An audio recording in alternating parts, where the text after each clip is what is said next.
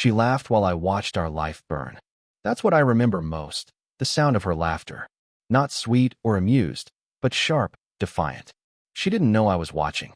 She didn't know I'd followed her. And as I stood in the shadows of that expensive restaurant, watching her hand slide across the table to touch his, the only thing louder than my heartbeat was her smile. Her name was Elise. My wife. My everything, for a time. We had built our life like architects build a dream home. Carefully, brick by brick. We were the couple everyone envied. The kind people toasted to at dinner parties. A surgeon and a novelist. Elegant. Sharp. In sync.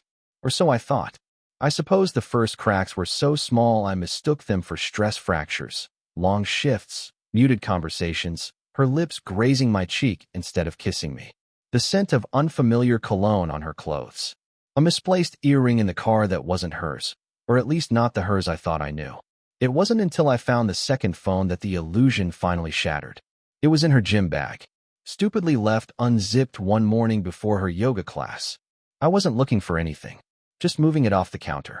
But it fell open, and there it was, a cheap burner phone, vibrating silently. The text read, "Last night was everything. You're everything." From someone named R. I stared at that glowing screen, my reflection warped in its glossy glass, and something in me shifted.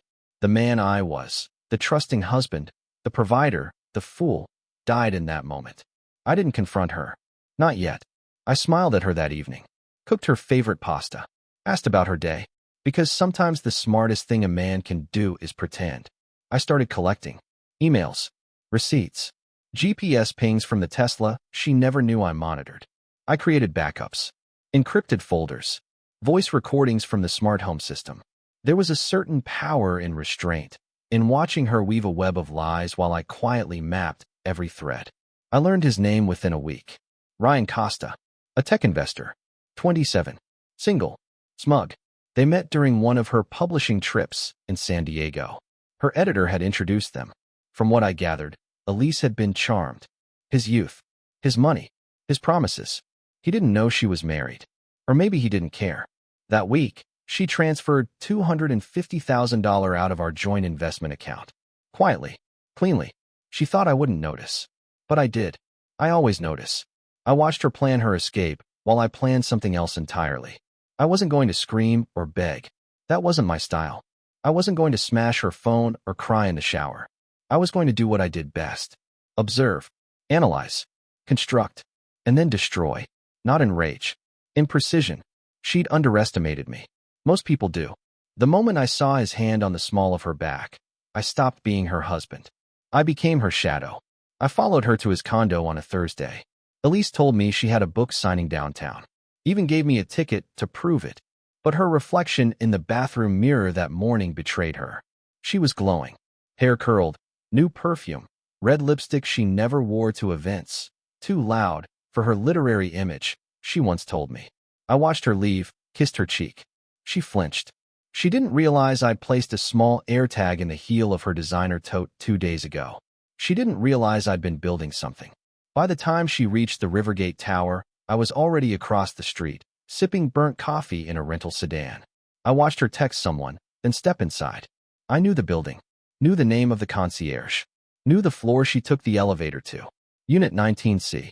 Ryan Costa's work apartment. Funny how betrayal can be so mundane. She stayed for 3 hours. They ordered Thai food, drank wine, laughed. Her laugh was different with him, looser, more reckless. Like I was the box she'd finally climbed out of. She came home just before midnight. I was asleep on the couch. She stood over me for a while, her silhouette lit by the kitchen light. Maybe wondering if I knew. Maybe wondering if I suspected. Then she walked away. The next morning, she made me coffee, called me darling. And I smiled. Because by then, I was already inside her other life. I'd hacked into her second phone. She used the same passcode she used on everything, her late mother's birthday. The messages between her and Ryan were sickening in their intimacy. The pet names. The what-ifs. The shared Zillow link for a house in Napa. I screenshotted everything. Then I found the Dropbox link. She had a folder, rainy days, filled with photos of them. Kisses at the beach. Room service breakfasts in bed. A video of her laughing in lingerie, dancing to that stupid indie band she used to hate. She'd changed for him. and I knew then she was never coming back. But that wasn't the twist. The twist was what I found next. A PDF titled Preliminary Financial Exit Strategy. It had my name on it. Elise had been planning to liquidate our shared assets. A trust transfer here. A cash-out refinance there. She'd even listed projected emotional volatility from spouse under the risk column. She was preparing for me to unravel. She counted on it. She was smarter than I gave her credit for. But not smart enough. Because while she was building an exit plan, I was already inside her computer, duplicating her every keystroke. She had no idea I was 2 moves ahead. I installed keyloggers, mapped her digital trail, and most importantly, I found the shell company. It was called Moraine Black Limited, registered offshore, anonymous, but the money trail led straight back to Ryan Costa. The $250,000 she'd taken from our investments had been transferred there through dummy corporations, crypto wallets, and art NFTs, childish tricks, flashy illusions for people who thought themselves clever. But I'd been reading between Elise's lines for years. And now, for the first time, I was going to write the ending. Not with fists, not with fury, but with facts. I contacted a friend, Gabe, an old MIT roommate turned cybersecurity consultant. We hadn't spoken in years, but when I sent him the digital breadcrumbs, his reply was immediate. Jesus, you want this public or surgical? Surgical, I said. I want to kill the second life without leaving fingerprints. He whistled. You're colder than I remember. You didn't marry Elise. He got to work. We set up digital deadman switches, timed reveals, data leaks scheduled across a dozen time zones. But all on a timer. Nothing would go off until I told it to. The revenge wouldn't be reactive. It would be designed. Clean. Invisible. She would never see it coming, because she thought she was the one in control. 2 weeks later, she came home wearing a new gold bracelet. Do you like it? She asked, stretching her wrist toward me like a prize. It's beautiful, I said. She smiled. Ryan picked it out. She waited for a reaction. I gave her none. That night, I stared at the ceiling, her breath soft beside me, and wondered, how many men have woken up next to a woman who was already gone? I'd spent a decade giving Elise my soul. Now, I would take back my silence. People think destruction is loud, flames, explosions, screaming. But I found the most devastating kind is silent. Elise still thought she was winning. She played the role effortlessly, sweet when she wanted something, distant when she didn't. She'd slip into bed with damp hair and someone else's kiss still drying on her lips, and I'd pretend I didn't smell the lies. That was the game, my silence for her comfort. But I wasn't still. I was working. Every evening after she went to sleep, I sat in my office, surrounded by the blue glow of monitors, her digital life unfolding under my fingers like a novel she never meant me to read. I mapped everything. Her shell company's incorporation paperwork, the transfer records from our brokerage account, a signed authorization she forged in my name, sloppy, the prepaid Visa card she used to hide expenses. Ryan Costa, her golden boy, wasn't as careful as she thought either. He'd been laundering their assets through a real estate venture, eco-conscious luxury villas in Maui. Predictable, arrogant, easily dismantled. With Gabe's help, I infiltrated their escrow records. What I found wasn't just betrayal. It was fraud, tax evasion, identity manipulation. One particularly damning detail: Elise listed her marital status as single on all their financial documents. Why? Because it was easier to secure the mortgage that way. But in doing so, she committed a felony. And not just moral, a legal one. I printed the proof, filed it in a leather binder she'd never find. I wasn't ready to expose her yet, not publicly, not legally. No, this wasn't about spectacle. This was about pressure. I started small. The trust fund transfer she'd arranged mysteriously failed. The server glitch delayed Ryan's crypto transaction by 72 hours. Elise's secondary Gmail account was flagged for suspicious activity, password reset, access blocked. Their accountant emailed with urgent concerns. She came home pale that night. Something was wrong. But she didn't suspect me. She thought her perfect house, her second life, was just experiencing turbulence. She didn't realize it was me, tugging at the beams. 3 days later, I made the first direct move. It was subtle. I left a copy of the notarized deed to our lake house, the one Elise thought she'd already sold under her shell corp, on the kitchen counter, with my name still listed as sole proprietor. Nothing else. No note. No confrontation. Just enough to crack her. When she saw it, her face went white. She stared at it for a long time, then folded it, walked it to the trash, and shredded it, without a word. But later that night, she poured 2 glasses of wine and handed one to me, sitting close, like we were newlyweds again. I've been meaning to talk to you about reorganizing our assets, she said, voice honey sweet. Mum. I sipped. Just for simplicity. Tax season, you know. I smiled. I trust you, I said. And I watched the flicker of confusion cross her face. She didn't know which version of me she was speaking to anymore. Good. The next phase came with a face. A manila envelope, delivered to Ryan's co-working space. Inside, copies of Elise's wedding license, screenshots of her second messages with another man. Yes, there was a third. Proof that Moraine Black Ltd was about to be audited. I wanted to see how fast he'd fold. The answer? 2 days. He ghosted her.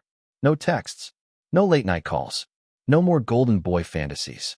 She paced the kitchen that evening, phone clenched in her hand, refreshing the screen over and over. And still, she didn't ask me. Still, she thought I was too numb to matter. She underestimated me. People like Elise always do. They mistake silence for weakness. They mistake devotion for blindness. They don't realize the difference between a man broken and a man waiting. And I was waiting, because the storm wasn't over. It was building. And Elise was about to learn that the man she betrayed wasn't gone. He was awake. He was precise. And he was just getting started. Some people fall apart like glass shattering. Elise cracked like porcelain. Hairline fractures first, then silence, then the sudden collapse. It began with her eyes. That morning, over coffee, Elise's hands shook. Not enough for most to notice, but I did. Her makeup was heavier than usual. She was covering the bags beneath her eyes, but not the panic in them. I had shut down her escape route, froze the crypto wallet, flagged her offshore transfer. Ryan had vanished. Whether out of fear or guilt, I didn't care. Her plan was disintegrating. She just didn't know where the fire started. That was the point. Control is power, but illusion of control is absolute. She poured herself a second cup of coffee she wouldn't drink and said, "Have you felt off lately? I think we're both carrying too much." I nodded. Maybe. She reached for my hand. Hers was cold. Maybe we should take a break. Go to the lake house. Just you and me. The same lake house she tried to sell behind my back. The same one still bearing my name on the deed. I looked at her, steady. We'll see. She smiled. It didn't reach her eyes. And for the first time in our marriage, I pitied her. Not because of what was happening. Because she still thought this was a negotiation. That week, Elise became a ghost in our home. She walked room to room like she was trying to remember how we once lived. Her laptop never left her side. She stayed up late in the study, frantically typing, sometimes muttering under her breath. On Wednesday, I walked in quietly and stood in the doorway. She didn't hear me at first. "Who did this?" she whispered to herself, scrolling through her files. Then she caught me. "Hey," she said, a fake smile blooming fast. "Couldn't sleep?" I nodded. "Want some tea?" she asked. I tilted my head. "Is something wrong?" Her eyes narrowed just enough. "No." "What?" "Just feels like you're unraveling." The flicker of rage behind her smile was fast, but it was there. I turned and left before she could answer. I wanted her to know that I knew. But not how much. Not yet. By Friday, she was tailspinning. She called our financial advisor and demanded a meeting. I already knew it was scheduled because I had remote access to her calendar. I arrived first. "Jacob," Julian said, standing to shake my hand. "Elise didn't mention you'd be joining." "She doesn't know," I replied. He blinked, then sat slowly. "What's going on?" "I need to ensure our shared assets are protected." He opened a drawer, pulled out a thick folder. "Funny, Elise was here last month. Made some concerning requests." He flipped to a page. "She wanted to dissolve your joint trust and reallocate holdings into a personal offshore structure. She said you were separating." I stared at the paper. My name had been digitally signed. I didn't authorize that. He swallowed. "I thought as much. That's why I didn't execute it." When Elise walked in 10 minutes later and saw me sitting there with Julian, her face paled like someone had cut the air out of her lungs. "Jacob," she said, her voice brittle. "Julian and I were just reviewing some of the documents you submitted last month." She didn't respond. She sat. Julian cleared his throat. "Elise, did Jacob agree to the dissolution of the trust?" There was a long silence. Of course, she said too quickly. I smiled. Elise, look at me. She did. I never agreed to that. And I never will. Her mask cracked. Just for a second. Her hands twisted in her lap, nails digging into skin. Julian, bless his soul, knew better than to say more. He just nodded slowly and excused himself from the room. When the door closed, Elise exhaled sharply. What the hell do you think you're doing? She hissed. I could ask you the same. She stood up, eyes blazing. I had a plan, Jacob. A way out for both of us. No, you had a plan for you. She stepped closer. You don't understand. Ryan, he is gone, I said flatly. And I know everything. Her lips parted. I know about the offshore account, the house in Napa, the forged signature. I even know about Andre. She flinched. And who's that? I asked. Don't, she whispered. Another backup plan? I tilted my head. In case Ryan failed? You never meant to get caught. Silence. She stared at me like she was trying to remember who I used to be. The man who would have forgiven. The man who would have cried. But that man was dead. And she knew it. That night, Elise didn't come home. I sat in our kitchen, poured myself a drink, and watched the rain streak down the windows. Our smart home speaker blinked to life. Her voice activated routine. The lights dimmed. Jazz began playing. A Ghost's Habits. I left it on. She returned the next morning. Hair tangled. Makeup smudged. She didn't speak. She walked past me like I wasn't there. That's when I realized. This wasn't just betrayal. It was delusion. She still believed she could recover control. That she could fix this with lies and wine and a new story. But there are some things you don't walk back from. She'd crossed the Rubicon. And on the other side of that river, I was waiting. There's a moment in every magic trick where the illusion is perfect, just before the reveal, just before everything falls apart. That's where I kept her. The day Elise left her laptop open, I knew she was ready to lose. It wasn't an accident. She never made those. Not Elise. Not the woman who used burner phones and bank proxies like a second language. No, this was deliberate. Staged. A tab left open. A fake Gmail account signed in. She wanted me to see it. To think I was discovering something. It was bait. The messages were carefully worded. Casual. Innocent. As if her affair had ended. As if she regretted everything. As if she still loved me. It was a test. But she didn't know I'd already cloned her hard drive 3 nights ago. I watched the fake email account get created. Watched her compose the thread she wanted me to find. Watched her accidentally leave the browser window open just before going to yoga. It was all theater. And I let the curtain rise. Because the real performance was just beginning. Gabe and I had built it over 2 weeks, a remote access shell disguised as a design plugin, embedded into her publishing software. Harmless looking. Invisible. The moment she opened the program, it gave me access to everything. Camera. Audio. Keystrokes. GPS. It was like watching her world from inside the walls. I watched her FaceTime a man who wasn't Ryan or Andre. This one was older. Married. A literary agent, she said. But the way he called her baby made my skin crawl. I clipped the video. Saved it. She told him I was a wreck. That she was managing the separation. That I was barely functional. She even laughed when he joked about having me committed. It was the last time I felt anything for her. I waited until Friday. She had a panel at the city library. Public, formal, important. Her publisher was hosting. Her colleagues would be there. She wore her armor, red lipstick, the navy dress she used for high-ground optics. She kissed my cheek before leaving. For the first time, I didn't flinch. Because I already knew what was coming. The presentation was at 7 p.m. At 7:15, her screen would project something she didn't expect. Not her slides, but a live stream. From her own webcam. A video of her and the married agent. Soft music playing. Her voice low, intimate. Her blouse half-buttoned. It would play for exactly 31 seconds. Long enough for confusion. For shock. For whispers. Then the screen would go black. No trace left behind. Just silence. Just questions. She called me 14 times that night. I didn't answer. At 10:48 p.m., she walked through the door like a woman crawling out of a burning building. Her heels were off. Her voice gone. She stood there in the entryway, soaked in streetlight, her bag sliding from her shoulder. You, she whispered. I what? You ruined me. I stood from the couch. No. You did that all by yourself. You showed them that video. You recorded me. I didn't need to record you. You recorded yourself. I just gave them a screen. She started to cry. It wasn't performative this time. It was raw. Ugly. I didn't flinch. You don't understand, she said, stumbling toward me. I had nothing. I was trapped. I needed. Ryan was supposed to help. But then you started building exits in every direction. Exit after exit. Man after man. I trusted you. You used me, I said. You were safe, she shouted. That stopped me cold. Safe. Not loved. Not wanted. Just safe. That's what I'd been to her all along. The stable option. The fallback. The house she borrowed until her real life was ready.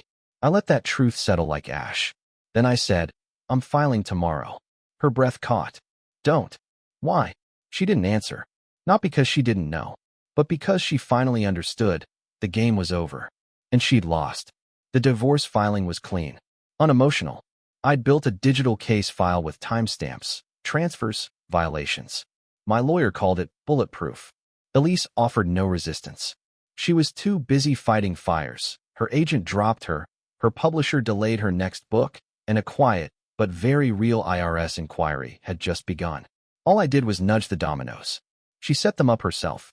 It's strange how quickly someone can vanish from your life, even when they're standing right in front of you.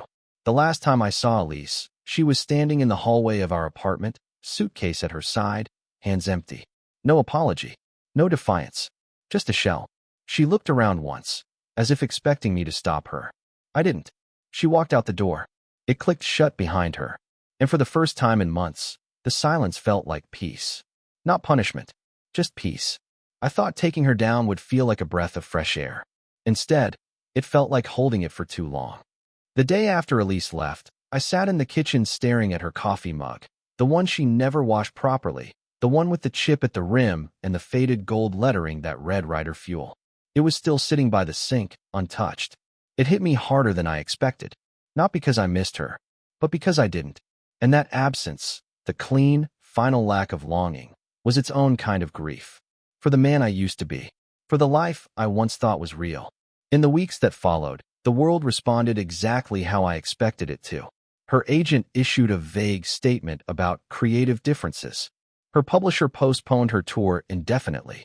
And a handful of colleagues quietly distanced themselves, their social media timelines suddenly scrubbed of Elise's name. The literary world moved on. Cold. Efficient. And I watched it happen from a distance, numb. You'd think it would have felt triumphant, watching someone who built her kingdom on lies finally get buried beneath them. But vengeance has a funny way of circling back, not as guilt, but as emptiness. Because once the storm clears, all that's left is wreckage, even if you're the one still standing. I started having trouble sleeping. Not nightmares, just silence. A kind of silence that pressed against the walls at night, that made the ticking of the clock sound louder than it should. I tried keeping the lights on, then off. I tried music, whiskey, exercise. Nothing worked. One night, I walked into her office. Everything was exactly as she left it. Organized, meticulous, curated. I sat at her desk, stared at the photos she hadn't taken with her. Us on a boat. Us in Florence. Us, smiling into a camera I now realized had caught 1,000 little lies. I opened her last journal. Elise had always been obsessive about documenting everything. Drafts, plot outlines, character arcs. And then, near the back, I found it. There are days I wonder if Jacob ever really saw me, or if he just loved the version I performed. I stared at the sentence for a long time, because part of me didn't want to believe it. But another part, the part that had lived in our house like a ghost, knew she was right. I had loved a version of her. The composed one. The brilliant one. The charming, controlled, magnetic version she wore like a second skin. And in doing so, maybe I missed the real Elise entirely. Not that it excused her betrayal, but it explained the mask. Because when you love someone for their performance, what happens when the curtain falls? I started therapy, something I never thought I'd need. I told myself it was just to manage the fallout, to process the betrayal. But the truth? I needed help figuring out who I was without her. The therapist was blunt, soft-spoken, but sharp. You didn't just lose a marriage, she said. You lost a version of yourself that you wrapped around her. I hated how accurate it felt.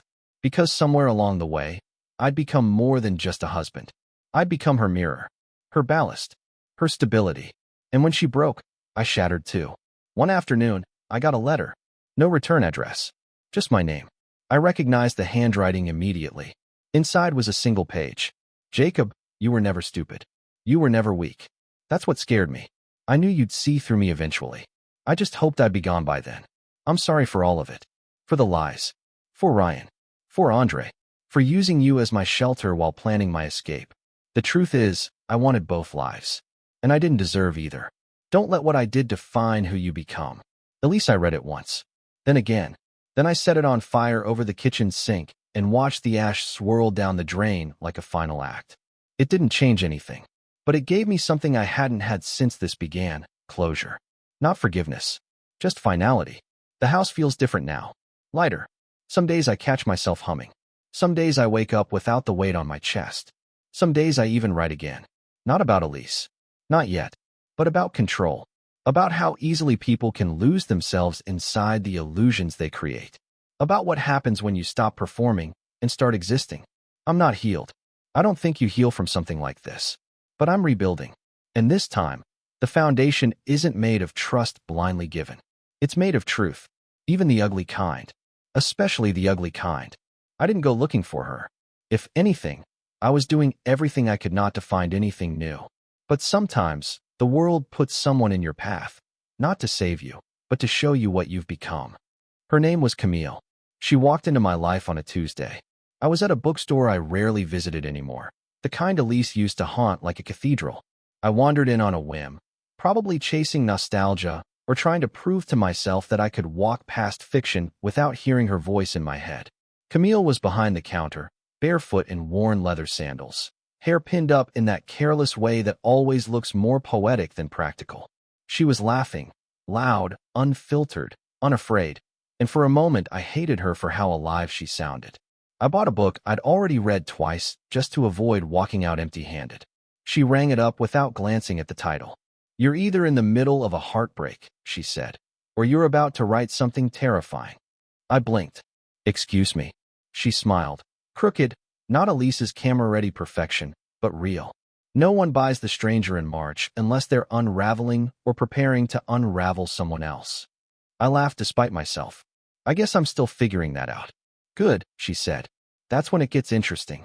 She handed me the book. No flirting. No linger. Just that knowing smirk and the weight of her words trailing after me like dust. I didn't think I'd see her again. But I did. 2 weeks later, I passed the shop again. Paused. Walked in. She was sitting behind the counter, sketching into a leather-bound notebook. She glanced up, and without missing a beat said, "Ah, existential dread. Back for a sequel." "I'm Jacob." "I figured," she said. "I'm Camille." I told her I was a writer. She said, "Of course you are." She asked what I wrote about. I told her the truth. People who hide things. She didn't flinch. We all do. The trick is writing about the people who don't know they're hiding. I didn't tell Camille about Elise. Not at first. I just kept coming back. For the books. For the talk. For the feeling of not being inside my own head for a few minutes. She never asked more than I was willing to give. Never filled the silence with pity or distraction. Instead, she waited. And one evening, as the rain tapped the windows and the shop glowed in soft lamplight, I said it. My wife lied to me. For years. About everything. Camille looked at me. Not shocked.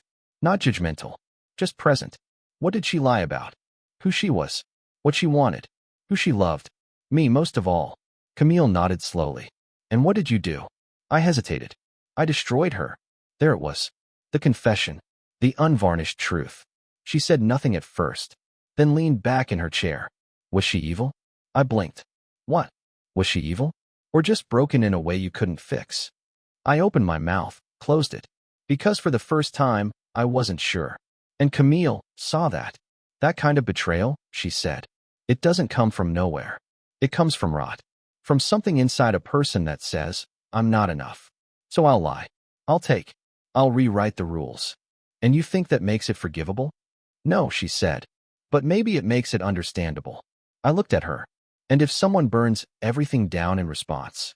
Camille shrugged. "Then maybe they're broken too." That night, I wrote for the first time in months. Not about Elise. Not directly. But about Camille. About the idea of people walking around carrying weight no one sees. About mirrors. Shadows. Smoke and glass and guilt and the lies we tell ourselves before we even open our mouths. I wrote for 6 hours. When I stopped, it was morning. And for the first time since Elise left, I felt clean. Not healed, not forgiven, but emptied of something I didn't realize I'd been holding. Camille and I became something. Not lovers. Not quite friends. We shared space, time, silence. She let me rebuild at my own pace. She never asked for the pieces. She just sat close enough that I didn't have to carry all of them alone. And maybe that was the beginning of something. Or maybe it was just what I needed before I could finally let go. Not of Elise, but of the version of me that let her define everything. Because maybe that's the quiet truth no one tells you after betrayal. Sometimes, the revenge isn't the victory. Surviving it is. Just when I'd stopped searching for her shadow, she stepped into the light again. Not with words. Not with presence. With something worse. A tether I didn't know was still attached. It was late autumn when the package arrived. No return address. No markings. Just a thick envelope, hand-delivered, slid beneath my front door sometime after dusk. Camille was reading on the couch when I found it. "You expecting anything?" she asked, glancing up. I shook my head. The envelope was heavier than it looked. Inside, a flash drive, a single sheet of paper, folded twice, a faint smell of Elise's perfume, vanilla and bergamot, fading at the edges. My pulse stuttered. I unfolded the note. "This isn't an apology. It's a key. What you choose to unlock is up to you, Duddy." Camille sat up. "What is it?" I looked at her. "I think it's one last lie." The flash drive was encrypted. Of course it was. But Elise had taught me too well. Her password habits, her patterns. It took me 5 minutes. The folder was titled Blackbird. Inside, dozens of PDFs, audio recordings, a few short video clips, a draft of a manuscript that documents detailed transactions I hadn't seen, investments I hadn't uncovered, people she hadn't told me about, including a sister I never knew she had. Adopted, estranged, institutionalized. It explained so much. Elise's obsession with control, her fear of instability, the strange detachment that had always lurked beneath her perfection. And then the audio files, recordings of her therapy sessions. I didn't want to listen, but I did. Her voice, raw and strained, filled the speakers. Sometimes I wonder if I chose Jacob because he was safe, or because I knew he'd never destroy me first. I don't think I ever wanted to hurt him, but I didn't know how not to. Another clip. When you spend your whole life lying to survive, eventually you forget how to tell the truth, even to the people who love you, especially them. And finally, he thinks I betrayed him. But maybe I just didn't know how to be with someone who didn't need saving. I shut the laptop. Camille said nothing. She just reached across the table and gently slid her fingers over mine. That night, I walked alone. Through the city, through memory, through anger I thought I'd already buried. Was this her way of confessing? Of rewriting her narrative? Or was it a test? I didn't know. What haunted me wasn't her voice, or the money, or the revelations. It was how much of her pain I recognized. How much of it looked like my own. Over the next few days, I went through the rest. The manuscript draft was unlike anything Elise had ever written. It wasn't fiction. It was memoir. Not about me. Not about Ryan. About her sister. Her childhood. Her own father's betrayal. The psychiatric ward Elise spent a year in at 17. She never told me. Never even hinted. I read every word. By the time I reached the last page, my hands were shaking. Not out of love. Not out of rage. But out of the sudden, terrifying understanding that I had never really known the woman I married. Not truly. And maybe she hadn't either. A week later, I received an email from a literary agent in New York. They'd somehow obtained the memoir draft. No return address. Just a Dropbox link. The file metadata listed me as the last editor. The email was polite. Intrigued. They wanted to publish it. Anonymously. They believed it could help people. Trauma. Family. Survival. Shame. It was raw, honest, and beautifully written. Camille watched me read it, but said nothing. What should I do? I finally asked her. That depends, she said. Do you want the world to know the truth she never gave you, or the one she left behind? I thought about it. Longer than I expected. Then I replied to the agent. Publish it. But not anonymously. Her name deserves the weight it carries. Even now. The book was released 5 months later. Blackbird, a memoir by Elise Ward. It climbed the nonfiction charts within weeks. Not because she was famous, but because her pain was real. Readers saw it, felt it, saw themselves in it, and maybe, just maybe, found something they didn't know they needed. Camille and I attended the book launch in silence, hidden in the back of the crowd. No one knew who I was. No one knew what the book had cost me. And I liked it that way, because this wasn't my story anymore. It was hers, and I had finally learned how to let go. When the world forgives the one who destroyed you, you start to wonder if maybe you imagined the whole thing. Until someone else knocks on your door, carrying a different version of the same ghost. The email came 3 months after Blackbird hit the bestseller list. Subject: you don't know me, but I know her. No signature, no return address, just a block of text, cold and surgical. She lied to you, Jacob. You weren't the first. You weren't the worst. If you want proof, meet me tomorrow, 5 p.m. The Red Fox Cafe, booth 6. Don't bring anyone. I'll know if you do. I stared at the screen, the cursor blinking like a heartbeat. Camille was in the next room, humming softly while making tea. For a moment, I hovered over delete. But I couldn't, because deep down, I'd always known this wasn't over. Elise's story had gone public, but someone else had been living in the footnotes. The Red Fox Cafe was tucked between a pawn shop and a tattoo parlor, the kind of place people forget exists until they need somewhere quiet to disappear. Booth 6 was in the corner, dim and shadowed. She was already there, mid-40s, blunt-cut black hair, pale eyes, a trench coat 2 sizes too big. She looked like a ghost who'd decided to dress as a private investigator. You came, she said without looking up. Apparently, she slid a folder across the table. Elise called me Marla, she said. But that wasn't my name. I didn't open the folder. Not yet. She met me when she was 23. Said she was escaping a bad marriage. Told me she had nothing but the clothes on her back. I believed her. She lived with me for 2 years. Marla smiled bitterly, until I found out she'd opened a credit card in my name, racked up $27,000, then vanished. I opened the folder. Bank statements, surveillance photos, a police report from 2006, a restraining order, and a handwritten letter. You have to understand, I never meant to hurt you. I just didn't know how to survive any other way, Dottie. Marla lit a cigarette with shaking fingers. She's good at it, you know, making you feel like you're the only one, like you're saving her. I know, I said. She looked at me, really looked. And you still published her book. I thought the truth deserved air. Whose truth? I said nothing. She leaned forward. Elise wasn't just damaged. She was dangerous. Not just emotionally. Legally. She scammed people, Jacob. She built identities, then burned them. She left more than heartbreak in her wake. Why tell me now? She exhaled smoke. Because you're the only one they'll believe. Her readers worship her. They think she's a survivor. But if she fooled you, the golden husband, maybe they'll listen when you speak. And if I don't, then the next person won't survive her. She left without finishing her coffee. I sat there long after she was gone, staring at the folder, at the photo of Elise, 20 years younger, standing in front of a pawn shop in Nevada, smiling, always smiling. That night, I dreamed of her again. Not the Elise from our wedding, or the Elise from the memoir. The other one. The one I saw that day in the mirror, right after I'd shown the video at her panel. She had looked at me like I was the villain. Like I had crossed some sacred line. Maybe I had. Maybe we both had. Camille found the folder 2 days later. I'd left it out, probably on purpose. She flipped through the pages, her face unreadable. Finally, she said, "Do you regret it? Publishing the book?" No. Loving her. I sat with that question. Longer than I wanted to. I regret who I became to survive her. She nodded. But not who you are now. I met her eyes. And for the first time in a long time, I told the truth. No, not anymore. I tried contacting Elise. Not to threaten. Not to expose. To ask one question. Did she ever plan to stop? Her number was disconnected. Her agent said she'd gone off-grid for a sabbatical. I knew what that meant. She was starting again. New city. New name. New performance. But this time, I wasn't going to chase her. Because the reckoning already happened. Not to her.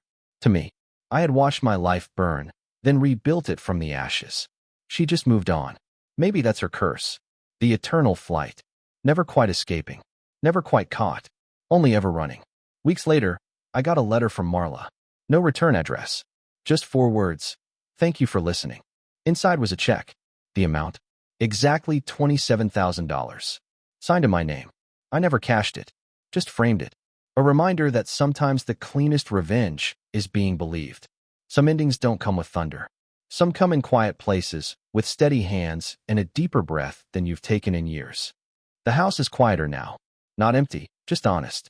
Camille's laughter sometimes echoes down the hallway when she's on the phone with her sister. The coffee pot sputters every morning at 7:12. I still write, though now it's fiction again. Not about Elise. Not anymore. She lives only in the margins. A woman with fire on her hands and mirrors in her eyes. Someone I once loved and almost destroyed myself trying to understand. But now I let her go. Not with rage. Not with regret. With clarity. The book still sells. Blackbird is quoted in articles. It's being translated into 3 languages. There's talk of a film. People send emails to the publishing house, thanking Elise for her honesty, her courage, her vulnerability. They never knew the other version. The one who built lies with the same elegance she used to craft sentences. The one who smiled while writing love notes to 3 men at once. The one who almost made me forget who I was. But that's not the version they needed. They needed a survivor. And in some ways, so did I. Camille asked me once if I ever think about contacting her. Not to speak, she clarified. Just to see. Just to know where she is. I told her the truth. I think about it all the time. But I never do. Because what Elise and I had was never meant to grow old. It was a fire. And fire doesn't age. It burns. I let it burn. And now, I warm my hands by different flames. Gentler ones. Ones that don't consume everything around them. This morning, I found one of her books in a used bookstore. Not Blackbird. One of the earlier ones, Fiction Elise. The woman who wrote about perfect endings and complicated women, never realizing she was writing a map of herself. I opened it to the first page. There, in her signature purple ink, she had signed it, for J. I only ever wrote the truth for you. It wasn't dated, but I remembered the moment. It was after her second novel, before the affair, when she still looked at me like I was home. I bought the book, not out of sentiment, out of respect, because that version of her, whoever she was for those brief years, deserves to live too, even if she never came back. I've stopped waiting for answers. Some people leave questions like seeds in your chest, hoping they'll bloom into meaning long after they're gone. But I've learned not all seeds are meant to sprout. Some are meant to rot. Quietly. Silently. And that's okay. I still keep the folder Marla gave me. It's locked in a drawer, not out of fear, but remembrance. Proof of what was real. Of how far I went. Of what it means to survive someone else's storm without becoming one yourself. And Elise? I don't know where she is. Maybe she changed her name again. Maybe she's writing under a pseudonym. Maybe she's still running. But I hope she found something that doesn't need to be stolen to be hers.